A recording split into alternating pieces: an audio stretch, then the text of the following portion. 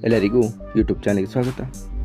ಈ ಒಂದು ವಿಡಿಯೋದಲ್ಲಿ ನಾವು 10ನೇ ತರಗತಿ ಪ್ರಥಮ ಭಾಷೆ ಕನ್ನಡ ಪದ್ಯಪಾಠ 8 ಕೆಮ್ಮನೆ ಮೀಸೆ ಒತ್ತೇನೆ ಪದ್ಯದ ಪ್ರಶ್ನೋತ್ತರಗಳನ್ನು ನೋಡೋಣ. ಪದಗಳ ಅರ್ಥ: ಅಡಸು ಉಂಟಾಗು, ಅನಾಕುಳಂ ನಿರಾಯಾಸವಾಗಿ, ಅರ್ಘ್ಯ ಪೂಜ್ಯರಿಗೆ ಕೈ ತೊಳೆಯಲು ನೀಡುವ ನೀರು, ಅರ್ತಿ ಬೇಡುವವನು, ಅವನೀತಳ ಭೂಮಂಡಲ, ಅಳವು ಪರಾಕ್ರಮ, ಆಂಬರಂ ನನ್ನವರೆಗೂ, ಎರೆದಂ ಬೇಡುವವನು, ಎಳೆದು ಕಳೆಯಿಂ ಹೊರಕ್ಕೆ ತಳ್ಳಿರಿ, ಏಳಿಸಿದ ತಿರಸ್ಕರಿಸಿದ, ಒಡಗೊಂಡು ಜೊತೆಗೂಡಿ, ಒಡವೆ ಐಶ್ವರ್ಯ ಆಸ್ತಿ, ಒತ್ತಂಬದಿಂದ ಒತ್ತಾಯದಿಂದ, ಕಡುಸಿಗ್ಗು ತೀವ್ರ ನಾಚಿಕೆ, ಕನಕಪಾತ್ರ ಚಿನ್ನದ ಪಾತ್ರೆ, ಕಲ್ಗುಡಿದವರಂದಂ ಮದ್ಯ ಕುಡಿದವರ ಪ್ರೀತಿ, ಕುಪ್ಪೆ ಕಸದ ತಿಪ್ಪೆ, ಕೊಳಲ್ಕೆ ಕೊಲ್ಲುವುದಕ್ಕೆ, ಖಳ ದುಷ್ಟ, ಚಟ್ಟರಿಂ ಶಿಷ್ಯರಿಂದ, ಜಟಾಕಲಾಪ ಜಡೆಯ ಸಮೂಹ, ಜಲಕ್ಕಣೆ ವಿಶದವಾಗಿ, ತಡವಪ್ಪುದು ತೊದಲುವುದು,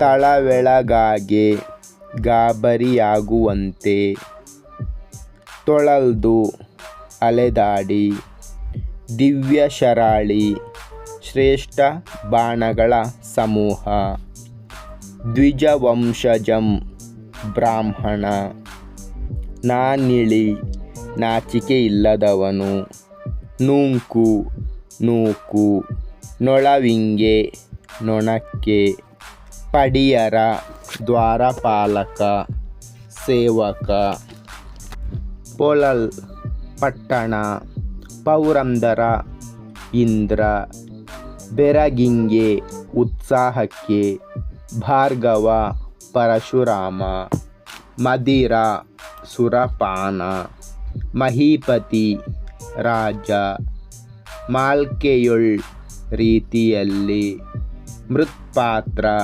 ಮಣ್ಣಿನ ಪಾತ್ರೆ, ಮೇಗಿಲ್ಲದೆ ಉತ್ತಮತನವಿಲ್ಲದೆ, ಮೊರೆಯಂ ಬಾಂಧವ್ಯವನ್ನು, ಮರುಕಂ ವಕ್ರಚೇಷ್ಟೆಯು, ವರಂ ಶ್ರೇಷ್ಠ, ಶ್ರುತಪಾರಗ ಶಾಸ್ತ್ರಪಾರಂಗತ, ಸಂದೇಯ ಸಂದೇಹ, ಸಮಂತು ಚೆನ್ನಾಗಿ, ಸಾರ್ತರೆ ಒದಗಿ ಬರಲು, ಸಾರುವುದು ಬರುವುದು. ಮುಂದಿನ ಭಾಗ: ಕೊಟ್ಟಿರುವ ಪ್ರಶ್ನೆಗಳಿಗೆ ಒಂದು ವಾಕ್ಯದಲ್ಲಿ ಉತ್ತರಿಸಿ. ಮೊದಲನೆಯ ಪ್ರಶ್ನೆ: ದ್ರೋಣನು ಪರಶುರಾಮರಲ್ಲಿಗೆ ಏಕೆ ಬಂದನು? ಉತ್ತರ: ದ್ರೋಣನು ಪರಶುರಾಮನಲ್ಲಿಗೆ ದ್ರವ್ಯವನ್ನು ಬೇಡುವುದಕ್ಕಾಗಿ ಬಂದನು. ಎರಡನೇ ಪ್ರಶ್ನೆ: ದ್ರೋಣನು ಯಾರೊಡನೆ ಪರಶುರಾಮನ ಬಳಿಗೆ ಬಂದನು? ಉತ್ತರ: ದ್ರೋಣನು ತನ್ನ ಮಗನಾದ ಅಶ್ವತ್ಥಾಮನೊಡನೆ ಪರಶುರಾಮನ ಬಳಿಗೆ ಬಂದನು. ಮೂರನೇ ಪ್ರಶ್ನೆ: ಪರಶುರಾಮನು ದ್ರೋಣನಿಗೆ ಕೊಟ್ಟ ಪ್ರಧಾನ ಅಸ್ತ್ರಗಳು ಯಾವುವು? ಉತ್ತರ: ಪರಶುರಾಮನು ದ್ರೋಣನಿಗೆ ವಾರಣ, ವಾಯುವ್ಯ, ಆಗ್ನೇಯ, ಐಂದ್ರಾದಿ ಪ್ರಧಾನ ಅಸ್ತ್ರಗಳನ್ನು ಕೊಟ್ಟನು. ನಾಲ್ಕನೇ ಪ್ರಶ್ನೆ: ದೃಪದನು ಪಡಿಯರನಿಗೆ ಏನೆಂದು ಹೇಳಿ ಕಳುಹಿಸಿದನು? ಉತ್ತರ: ದೃಪದನು ಪಡಿಯರನಿಗೆ, ಅಂಥವನನ್ನು ನಾನು ತಿಳಿದಿಲ್ಲ, ಅವನನ್ನು ಹೊರಕ್ಕೆ ತಳ್ಳು ಎಂದು ಕಳುಹಿಸಿದನು. ಮುಂದಿನ ಭಾಗ: ಕೊಟ್ಟಿರುವ ಪ್ರಶ್ನೆಗಳಿಗೆ 3-4 ವಾಕ್ಯಗಳಲ್ಲಿ ಉತ್ತರಿಸಿ. ಮೊದಲನೆಯ ಪ್ರಶ್ನೆ: ಪರಶುರಾಮನು ಮಣ್ಣಿನ ಪಾತ್ರೆಯಲ್ಲಿ ಅರ್ಘ್ಯವನ್ನು ಕೊಡಲು ಕಾರಣವೇನು?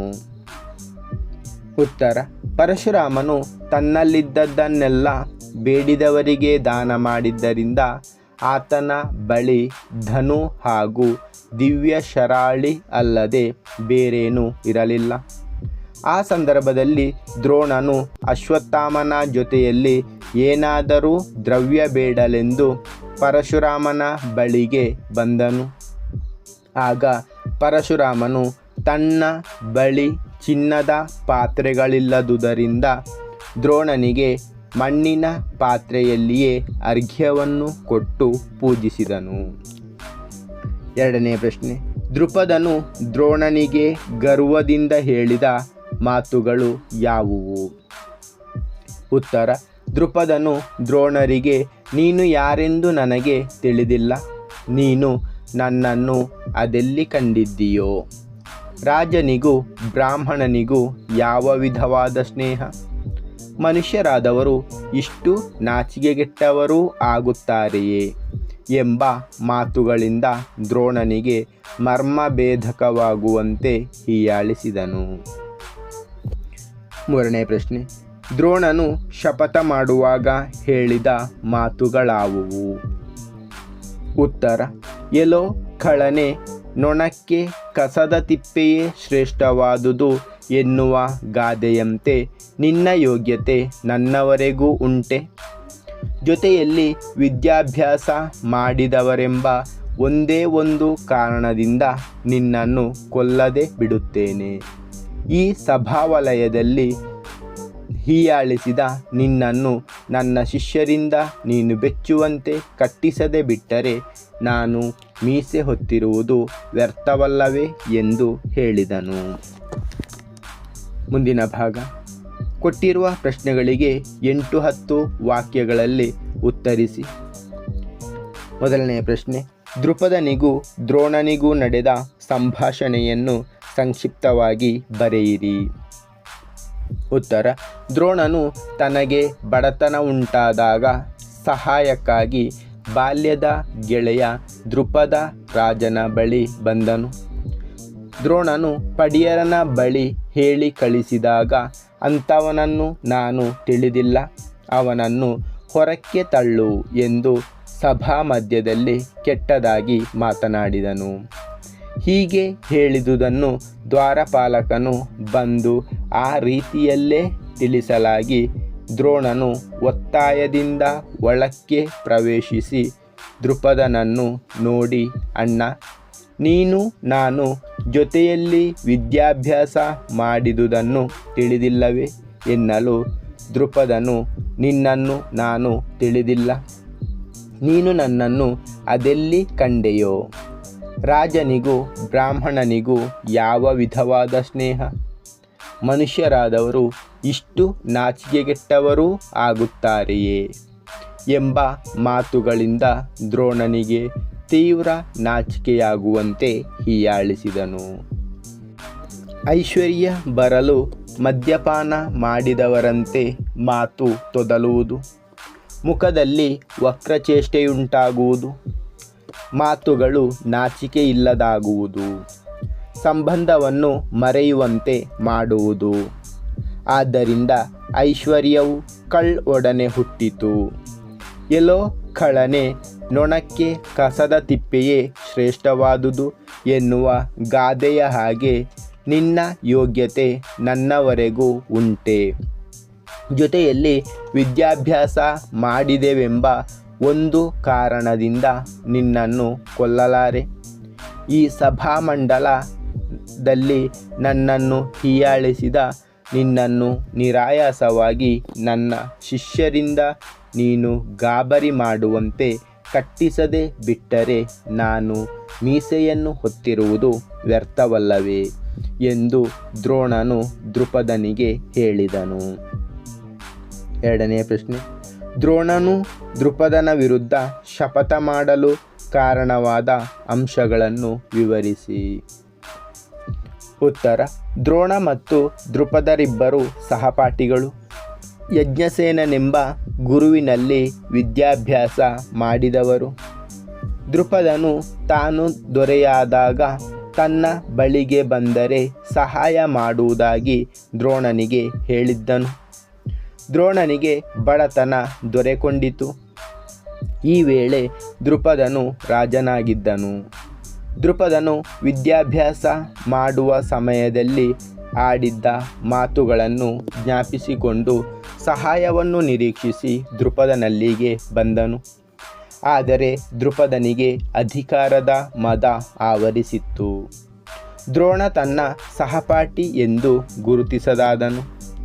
ದ್ರೋಣನು ಬಾಲ್ಯದ ದಿನಗಳನ್ನು ನೆನಪಿಸಲು ಪ್ರಯತ್ನಿಸಿದಾಗ ದ್ರುಪದ ರಾಜನು ರಾಜನಿಗೂ ಬ್ರಾಹ್ಮಣನಿಗೂ ಯಾವ ವಿಧವಾದ ಸ್ನೇಹ? ಮನುಷ್ಯರಾದವರು ಇಷ್ಟು ನಾಚಿಕೆಗೆಟ್ಟವರು ಆಗುತ್ತಾರೆಯೇ ಎಂದು ತಿರಸ್ಕಾರದ ಮಾತುಗಳನ್ನಾಡಿದನು.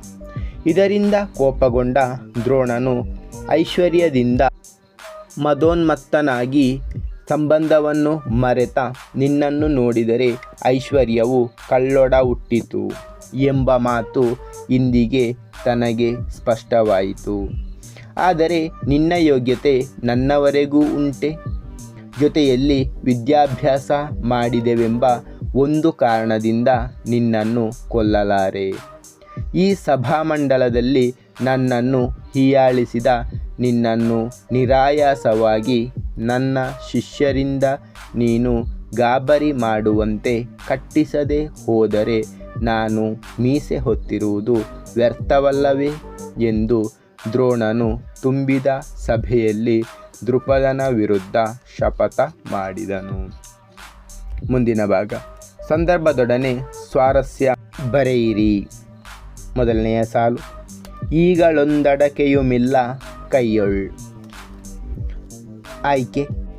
ಈ ಸಾಲನ್ನು ಪಂಪ ಮಹಾಕವಿ ರಚಿಸಿರುವ ವಿಕ್ರಮಾರ್ಜುನ ವಿಜಯಂ ಕೃತಿಯಿಂದ ಆಯ್ದ ಕೆಮ್ಮನೆ ಮೀಸೆ ಒತ್ತೆನೆ ಎಂಬ ಪದ್ಯಪಾಠದಿಂದ ಆರಿಸಿಕೊಳ್ಳಲಾಗಿದೆ. ಸಂದರ್ಭ.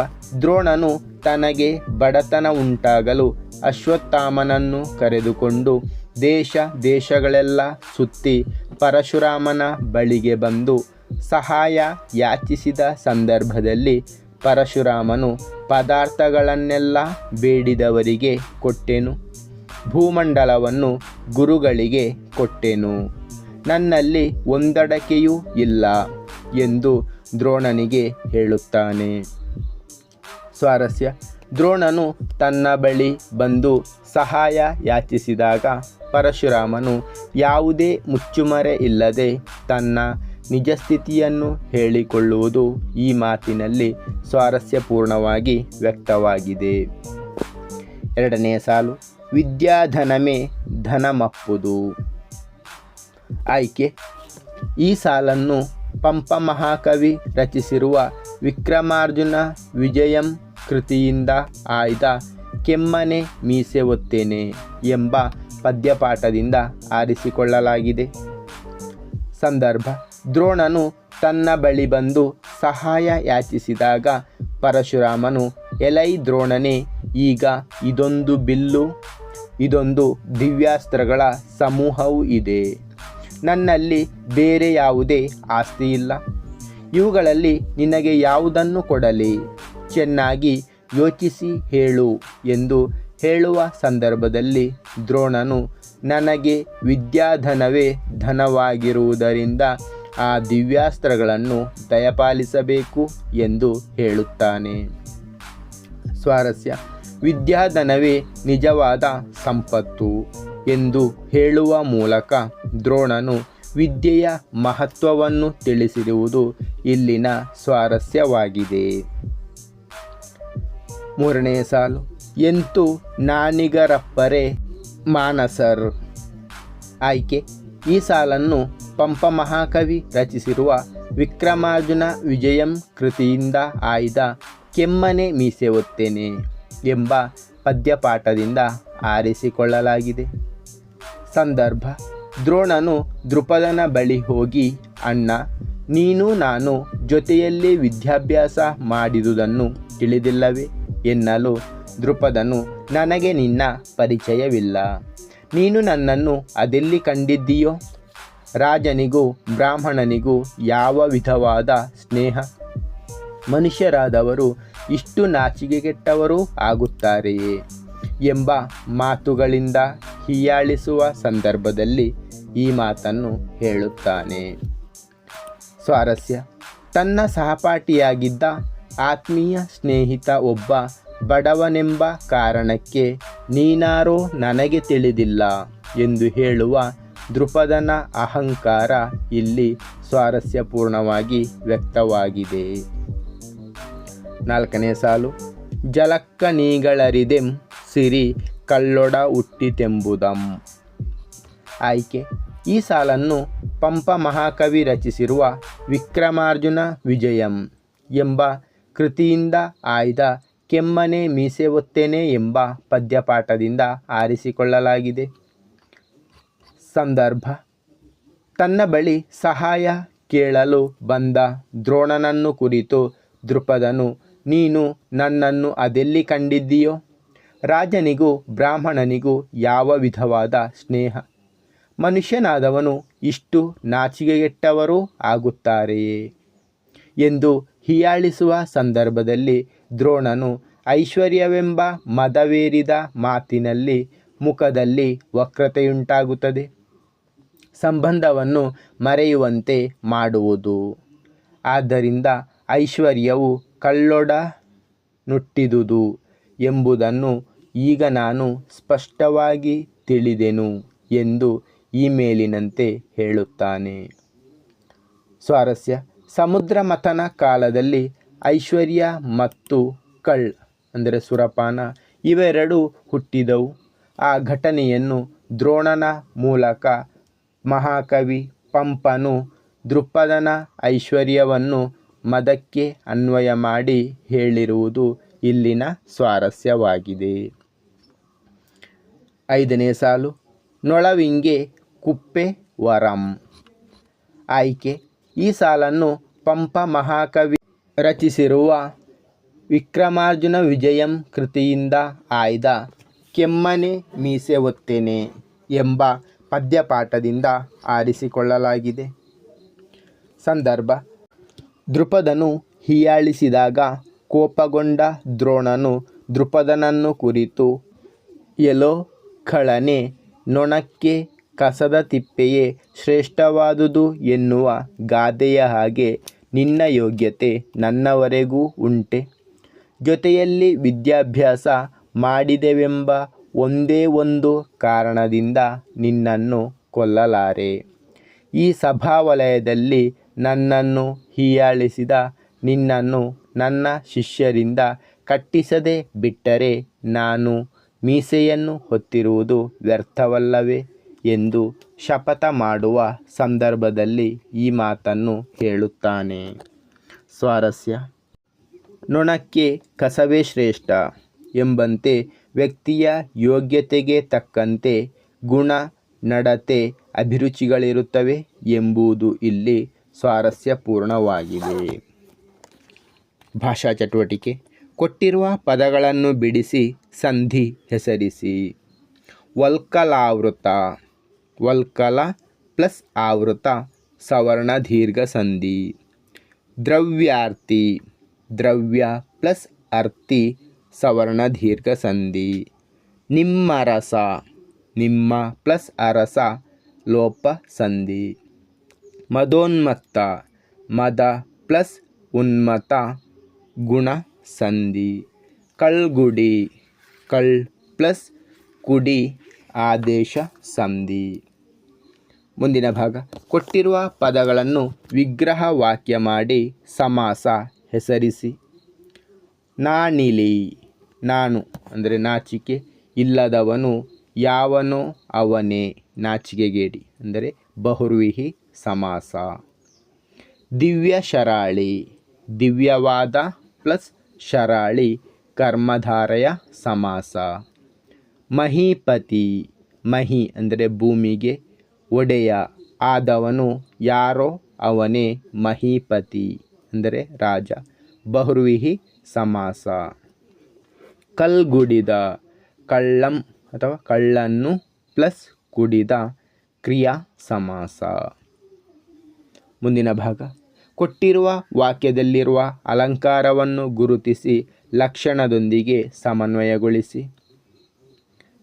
ನೊಳವಿಂಗೆ ಕುಪ್ಪೆ ವರವೆಂಬೊಳಾಂಬರ ಮುಂಟೆ ನಿನ್ನದೊಂದಳವು. ಅಲಂಕಾರ ಉಪಮಾಲಂಕಾರ. ಲಕ್ಷಣ ಎರಡು ವಸ್ತುಗಳಿಗಿರುವ ಸಾದೃಶ್ಯ ಸಂಪತ್ತನ್ನು ಪರಸ್ಪರ ಹೋಲಿಸಿ ವರ್ಣಿಸಿದರೆ ಅದು ಉಪಮಾಲಂಕಾರ. ಉಪಮೇಯ ದೃಪದನ ಅಳವು, ಯೋಗ್ಯತೆ ಅಥವಾ ಪರಾಕ್ರಮ. ಉಪಮಾನ ಕುಪ್ಪೆಯನ್ನೇ ಶ್ರೇಷ್ಠವೆಂದು ಭಾವಿಸಿದ ನೊಳ ಅಥವಾ ನೊಣ. ಉಪಮಾವಾಚಕ ಒಳ್. ಸಮನ್ವಯ ಇಲ್ಲಿ ಉಪಮೇಯವಾದ ದೃಪದನ ಯೋಗ್ಯತೆಯನ್ನು ಉಪಮಾನವಾದ ಕುಪ್ಪೆಯೇ ಶ್ರೇಷ್ಠವೆಂದು ಭಾವಿಸಿದ ನೊಣಕ್ಕೆ ಹೋಲಿಸಲಾಗಿದೆ. ಆದುದರಿಂದ ಇದು ಉಪಮಾಲಂಕಾರ. ಧನ್ಯವಾದಗಳು. ಇಷ್ಟವಾದರೆ ಲೈಕ್ ಮಾಡಿ, ಶೇರ್ ಮಾಡಿ. ಹೆಚ್ಚಿನ ವಿಡಿಯೋಗಳಿಗಾಗಿ ಚಾನಲನ್ನು ಉಚಿತವಾಗಿ ಸಬ್ಸ್ಕ್ರೈಬ್ ಮಾಡಿ.